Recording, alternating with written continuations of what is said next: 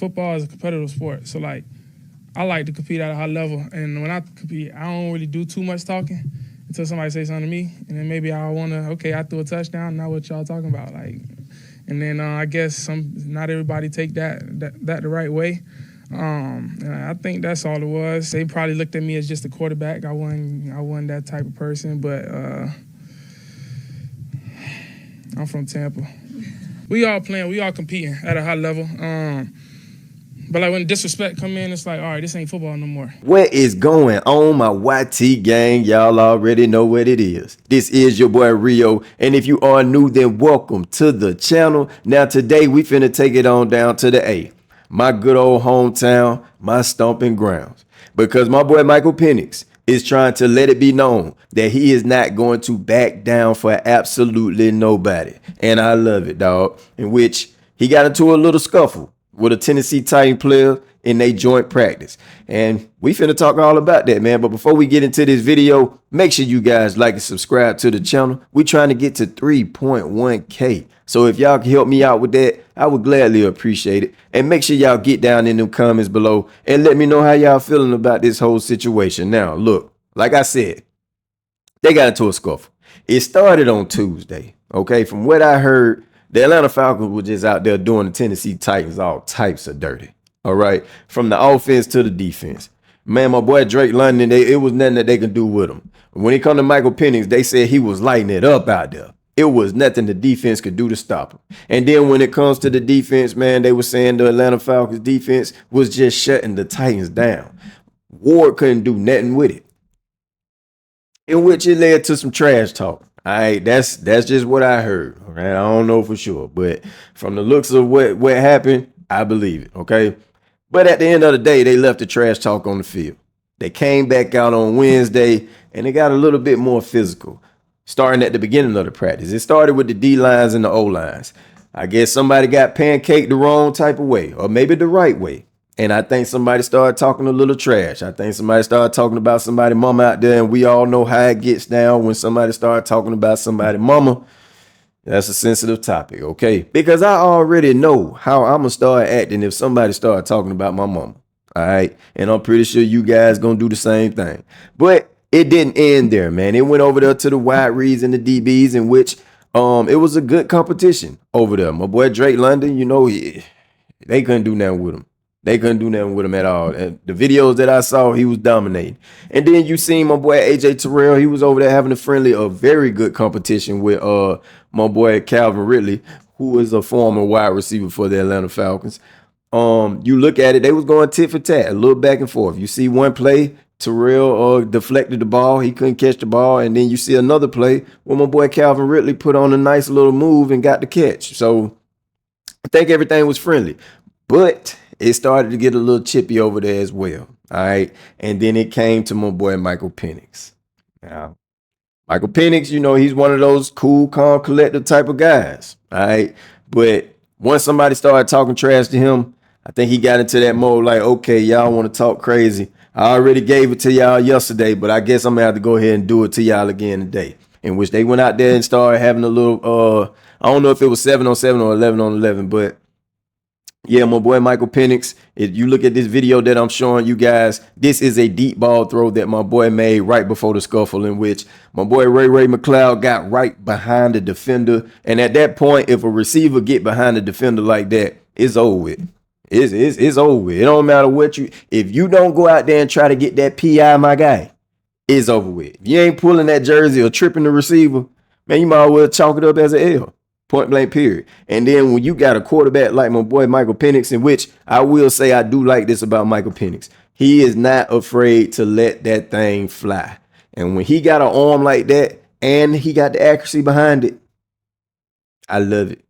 I can't wait for the regular season to start. All right. But like I said, man, this was the play right before the scuffle. As you can see, my boy got a deep ball catch in which the fans started really going crazy. You can hear a lot of chanting and screaming in the video, which you can't hear it now because I got it on mute. But Ray got tackled probably around like the 5-yard line. But on another video, okay, you can't see it on this one, but it was another angle that I saw when Michael Penix let it fly. he immediately started running down the field towards Ray McCloud. And at that point, I feel like that's when Michael Penix decided to walk up on the dude who was talking trash to him, just to let him know, hey, look, I'm trying to tell you I'm him.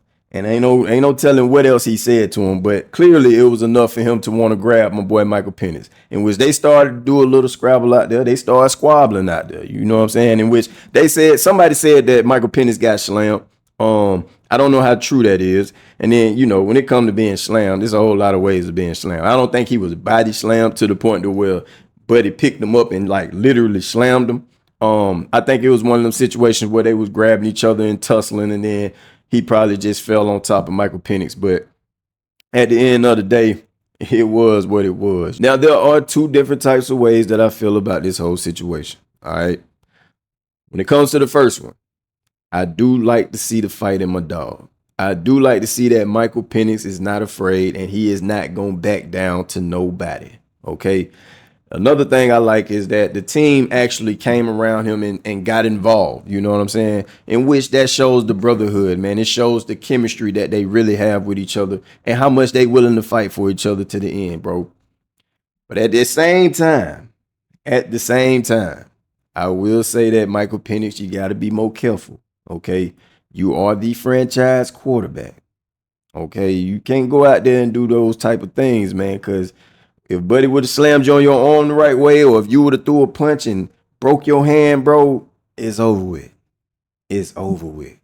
And you done wasted your whole season down the drain just because you wanted to get in somebody's face and talk some trash. But in the end, Michael Penix did feel some type of way about the whole situation, in which, you know, he didn't like it. He didn't like the fact that he allowed somebody to get to him like that, which at that point, I felt like he was showing leadership skills.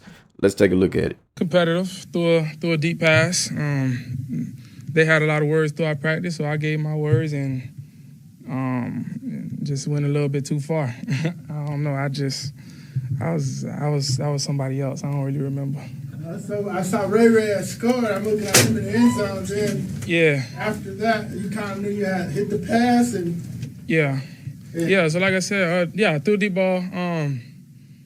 And man, celebrating. Somebody ain't like it, and then it just went on from there. I really don't remember too much after that, to be honest. Everything happened fast. DJ said it was a sign of brotherhood that the whole team came over to help you out of that situation. Yeah, no, for sure. Like I'm glad they did, because you know, obviously, that's not something that we want to be doing in practice. We want to get our reps in, you know, get that good work in. But it went how it went. But to see the team have my back and they were there, make sure they protect me. A lot of guys asked me if I was good, and you know, it was good to know that those guys got my back. So look, at the end of the day, man, like I said, this is football. Okay, we get it, we understand it. Ain't nothing wrong with talking a little trash. All right, that's just a part of the sport. It's a part of the game. As long as nobody out there. As long as nobody is really out there trying to physically, like, really intentionally hurt somebody, you know what I'm saying? It's all good, you know, because once you start doing that, like you going out there and really trying to hurt somebody intentionally, that's when it becomes a problem to me, you know. But at the end of the day, I don't think it was nothing like that. I think it was just a little scuffle, you know, and hopefully they just left it out there on the field, man. Hopefully they left it out there on the practice field. Hopefully it don't go over there to the real game, in which we do play today at 7 o'clock. But even though it's not going to be any starters out there, it's still going to be fun to watch. But y'all let me know how y'all feel about this whole situation. Do y'all feel like Michael Penix should have gotten the man face and stood his ground on the situation? Or should he just kind of just walked away from it?